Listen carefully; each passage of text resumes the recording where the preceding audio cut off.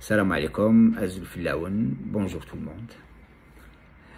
Aujourd'hui, je vais vous parler d'un sujet qui m'a été suggéré par une de mes abonnées, qui est la confiance en soi.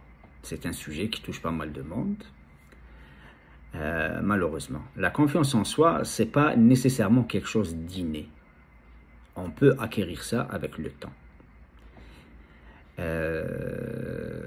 Mais il faut savoir quelques trucs. Il y a deux choses.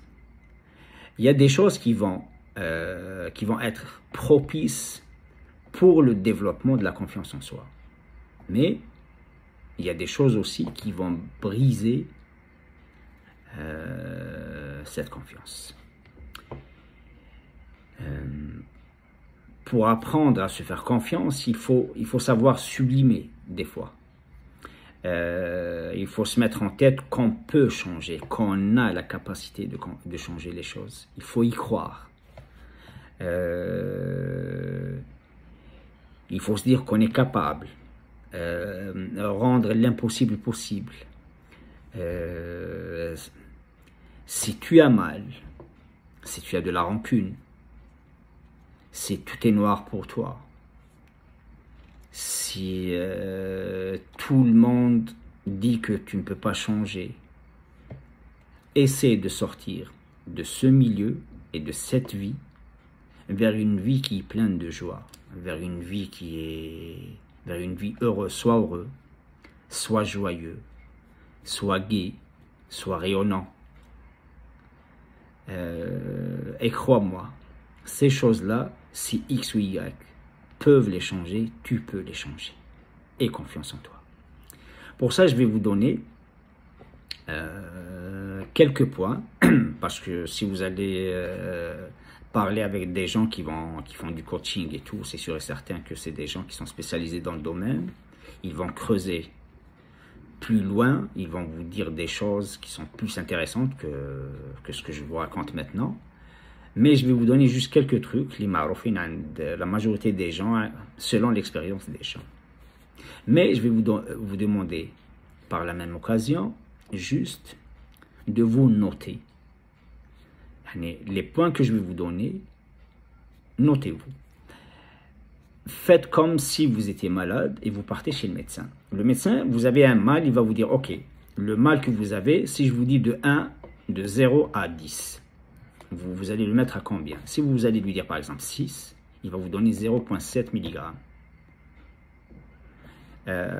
Si vous lui dites par exemple 2, il va vous donner 0,3 mg. À partir de là, vous allez voir où se trouve la faille. Et croyez-moi, ça donne de bons résultats vers la fin. Alors, le premier point que je vais vous donner, c'est l'émotion qui crée le mouvement. Malheureusement, des fois, par exemple, on voit dans la rue quelqu'un qui a 20 ans, 30 ans, qui s'approche de la quarantaine. Sa démarche, on dirait un vieux. Si on le voit de dos, on dirait un vieux qui a 70 ans, 80 ans, qui attend juste la mort. Ça ressemble à quelqu'un qui passe tout son temps dans un café mort. Non, il ne faut pas. Ça, c'est quelque chose qui détruit la personne. Quand vous marchez, marchez la tête haute. Et dès que vous voyez que vous lâchez prise, redressez-vous tout de suite après.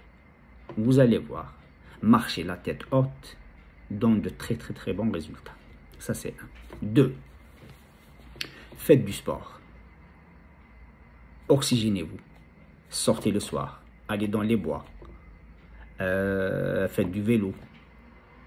Si vous avez tous remarqué, si vous allez dans une salle de sport, si vous allez n'importe où il y a des gens qui exercent du sport, ces gens-là ont toujours une confiance en soi. Quand ils parlent de quelque chose, tout le monde les écoute.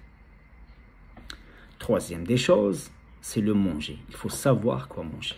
Je vais vous donner juste un petit exemple, vous allez comprendre. Admettons que vous êtes invité chez quelqu'un. Vous rentrez chez lui, il va vous faire une salade, une soupe, une entrée, un plat de résistance, un dessert et un café ou un thé. Si quelqu'un vous voit, il va se dire « Waouh, il va être bourré d'énergie aujourd'hui. » Mais ce n'est pas vrai, ce n'est pas la vérité. Dès que vous sortez de là, vous allez vous sentir malade, vous avez le goût de vomir, vous avez mal à l'estomac et vous marchez vraiment difficilement. Alors, le manger, c'est très, très, très, très important aussi. La quatrième des choses, c'est le parler. Ça, c'est un point qui est très important et je pense que si vous posez la question à des spécialistes, tout le monde va vous parler de ce point. Ils ne peuvent pas l'éviter, ils ne peuvent pas ne pas parler de ça. Le parler, c'est très important. Soyez fort, soyez direct, montrez que vous êtes vraiment capable et que vous n'êtes pas faible. Essayez de ne pas utiliser quelques mots. Je ne sais pas, ça se peut, j'espère, je souhaite, mitch, qui veut dire moitié-moitié. Non, apprenez à dire je vais faire la chose, je vais réussir la chose, je suis capable de réaliser ceci et cela. Si vous parlez comme ça, vous allez certainement changer les choses. Soyez positif et ne soyez pas négatif.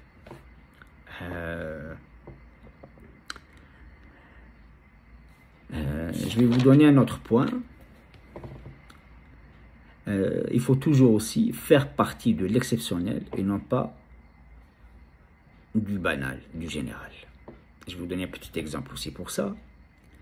Si vous côtoyez des gens qui n'ont aucune confiance en soi, des gens faibles, des gens qui passent tout leur temps dans des cafés morts, des gens qui passent tout leur temps juste à regarder la télé, des gens qui n'ont aucune ambition, vous allez être comme eux, vous allez leur ressembler tôt ou tard. Et vous allez être même pire par la suite. Si vous allez fréquenter des gens qui ont beaucoup d'ambition, des gens forts de caractère, des gens qui peuvent réaliser des choses, même si on les voit, ils sont gros, ils sont je ne sais pas quoi, mais ils ont beaucoup de volonté. Ça va vous toucher, ça va vous contaminer, vous allez être une personne qui va ressembler à ce groupe. Alors le choix du groupe d'amis est très très très important aussi. C'est quelques petits points, essayez de faire ça. Et puis si jamais vous avez des questions ou bien d'autres choses à me suggérer, n'hésitez pas. Et puis Inch'Allah, je vais essayer prochainement de vous rajouter d'autres points, Inch'Allah. Alors je vous dis, prenez soin de vous, ou Inch'Allah, tout va se passer bien. Salam alaikum, ciao ciao.